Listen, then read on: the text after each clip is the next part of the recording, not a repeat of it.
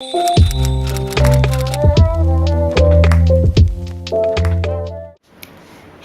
coucou à tous.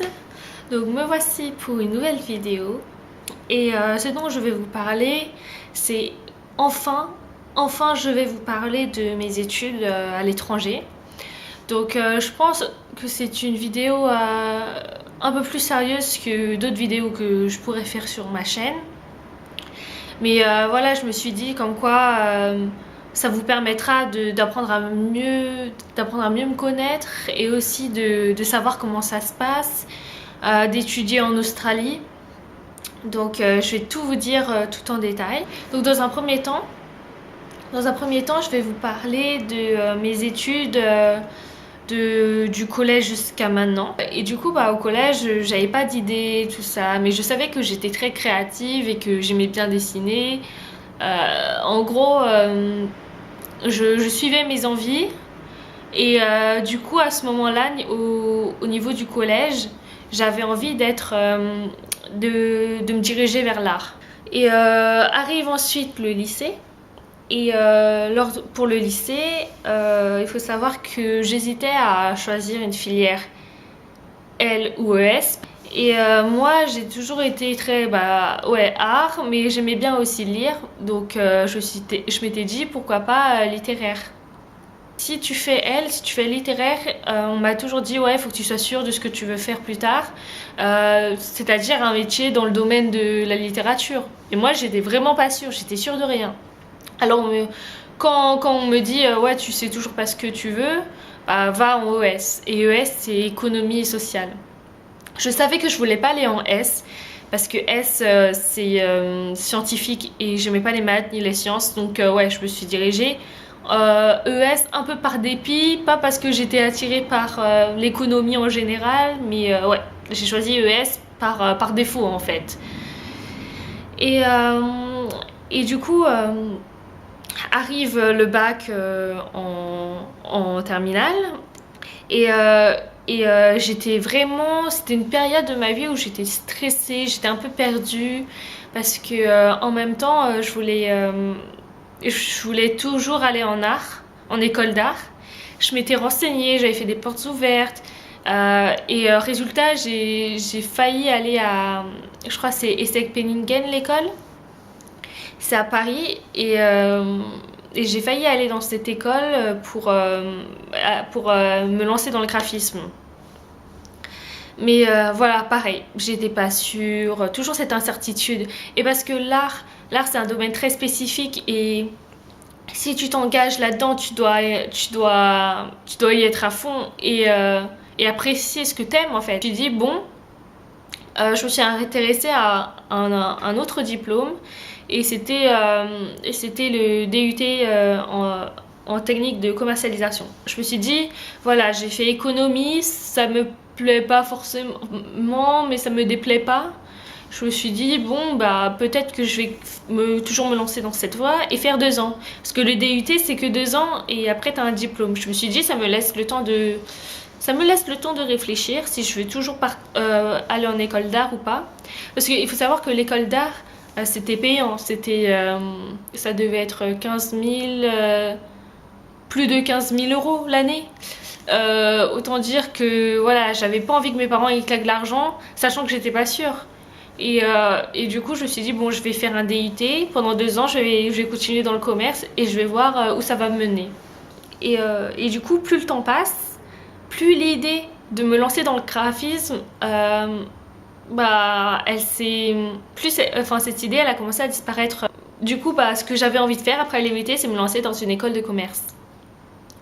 Je voulais me lancer dans une école de commerce parce que, honnêtement, j'ai pas de vraie raison. C'est un peu comme faire pour tout le monde, je sais, c'est nul. Mais il faut savoir que maintenant, en fait, je pense CV. Genre, d'accord, il y a une partie, moi, qui pense, ouais, selon mes envies, selon ce que t'aimes faire. Mais dans ma tête, c'est aussi CV. Qu'est-ce que ça peut t'apporter sur ton CV, tu vois? Sauf que voilà, pendant cette dernière année DUT, le DUT nous parle des échanges à l'étranger parce qu'il y en a, mais c'est souvent genre des semestres. où ils envoient quelques élèves et c'est tout. Sauf que là, ils nous ont dit quoi? Ils nous ont dit, là, on a un partenariat avec une école en Australie. Du coup, si vous êtes intéressé, bon, participez à la réunion, tout ça. Mais ça peut être intéressant, c'est un voyage d'1 an et demi à l'étranger et comme programme, ça s'appelle un DUT. Donc en fait, c'est le DUT prolongé. Donc ça veut dire que je fais une 3e année dans le cadre d'un DUT, semblable à un DUT. Sauf que ça équivaut à un bachelor en management. Et la plus-value, c'est que c'est un double diplôme. Donc le diplôme, il est reconnu à l'étranger comme en France. Et je me suis dit, ouais, il y a trop d'avantages. Comme je vous ai dit, je pense de plus en plus à mon CV. Et après, j'ai entendu ça, je me suis dit, pourquoi pas. Maintenant, je vais passer aux points positifs et négatifs d'étudier à l'étranger. Donc tout d'abord, je vais commencer par les points positifs. Donc les points positifs, c'est que ici, en Australie, ils sont très détentes. Ils sont très chill, très easygoing. Ils stressent pas. Ils sont patients avec vous. Voilà quoi. Ils t'envoient pas bouler. Ils essayent d'avoir plus d'empathie. Après, je dis pas qu'en France, ils nous envoient bouler, mais je veux dire, en France, ils tirent un peu la tronche, hein, pour être honnête. Sauf que là, enfin, ici, je trouve ils sont plus, ils pensent plus à toi. Ils sont plus avenants et ils ont une approche différente avec les élèves. Par exemple, les professeurs, ils ont une relation avec les élèves qu'en France, on ne verrait jamais en fait. C'est une relation en mode t'es presque comme mon pote, ils parlent avec un langage familier entre eux et ils échangent de manière très familière. Et moi ça m'a surprise un peu. Autre chose qui m'a surprise, voilà, moi à mon DUT, enfin, ils étaient très à cheval derrière les absences, les retards, ils sont très stricts sur les règles, tout ça. Sauf que ici, tu peux quitter le cours en plein milieu en fait. Et tu peux juste quitter le cours, te barrer et le prof il dit rien. T'arrives en retard, limite il te dit bonjour. Hein. Et c'est un peu ça ici. Donc c'est une mentalité différente. Et qu'en même temps je comprends en fait. Les profs, ils doivent se dire, si la personne elle est pas là, bah tant pis pour elle en fait. C'est pour elle que j'essaye d'apprendre des choses. Donc si elle est pas là, c'est tant pis pour elle. Donc je comprends cette mentalité. Je comprends pas pourquoi en fait en France on est tellement à cheval là-dessus. Je veux dire, on fait comme on veut. Tant pis si on n'y va pas, c'est tant pis pour nous. Vous voyez? Après, ce qui est bien aussi, c'est que tous les cours du coup sont fournis en ligne. Donc si t'es pas là, bah t'as manqué un cours, je sais pas, parce que t'as oublié que t'avais cours ce jour-là. Tu vas sur le site et t'as tous les cours, t'as tout ce qui a été dit et t'as même des vidéos des caméras surveillance dans les salles de classe où tu peux jouer le replay et c'est comme si t'étais là en fait, comme si t'avais été présent. Et autre point positif, c'est que mon école, si vous avez vu ma précédente vidéo, que je vous indiquerai quelque part en haut, et ben je vous ai fait visiter mon école en Australie et elle est très bien située, enfin elle a une belle vue, elle est belle et j'avoue que ça a joué beaucoup dans mon envie de partir là-bas parce que ouais, à 5 minutes de la plage quand même. J'avoue que l'Australie, j'y suis partie en partie parce que je voulais du beau temps, normal. Donc ouais, soleil, mer, tu sors à la fin des cours, tu te reposes, t'es tranquille, voilà quoi. Ce qui est bien aussi, c'est que j'ai pas beaucoup de cours par semaine. Je devais avoir genre 2 jours de cours par semaine à tout casser. D'un côté c'est bien parce que bon, je me dis voilà, c'est tranquille quoi. Mais d'un côté je me dis vas-y merde, t'as payé quand même, t'as payé pour avoir des cours fournis quoi.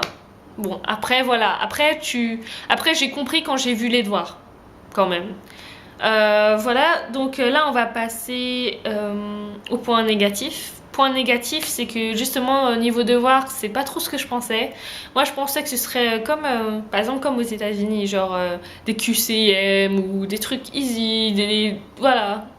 Au final, non, il y a beaucoup de rédaction, beaucoup de rédaction. Je m'attendais pas à ça. Et mon niveau à l'écrit en anglais, il était moyen, mais honnêtement, je saurais pas dire si je me suis améliorée ou pas. Mais du coup, ouais, c'est la barrière de la langue. Quand tu étudies à l'étranger, c'est toujours un peu difficile. Après, l'astuce, c'est qu'il faut toujours pratiquer pour après apprendre un maximum de choses. Même si t'es timide, même si t'es pas à l'aise en anglais, il faut toujours pratiquer et c'est comme ça qu'après que tu t'améliores. Donc, ouais, la barrière de la langue, elle a joué au niveau des devoirs, mais elle a aussi joué un peu au niveau du social aussi. Je sais pas. J'ai pas trouvé que les Australiens forcément faisaient un pas vers nous ou quoi, les étrangers. Mais déjà, il n'y en avait pas beaucoup des vrais Australiens dans mon école. C'est beaucoup international, donc beaucoup des gens qui viennent de partout dans le monde. Mais après, je sais pas. Je trouvais que bah, déjà dans mon école, les personnes sont très regroupées par groupe ethniques un peu. Et ça me fait penser à Orange is the New Black à la rentrée. J'ai vu ça, j'ai fait waouh, les Allemands ils restent avec les Allemands, les Asiates ils restent avec les Asiates. Et bah, du coup, moi je restais avec des Français, mais je trouvais ça nul. Bon, au final, avec le temps, j'ai rencontré des gens, mais pas à l'école, hein, pas trop à l'école, j'ai rencontré des gens à l'extérieur. Parce que je vis dans une colocation, je rencontre plein de monde à l'extérieur. Mais à l'école, les gens restent souvent par groupe collés et c'est plutôt dur à approcher les gens et voilà quoi. Et ce qui est un point négatif aussi, c'est que le contact il est plutôt difficile avec mon DUT. Bon, j'accuse en rien, j'accuse pas. C'est juste que forcément tu voyages plus loin, le contact il est plus difficile. Donc c'est-à-dire que t'as pas la réponse immédiate à tes questions.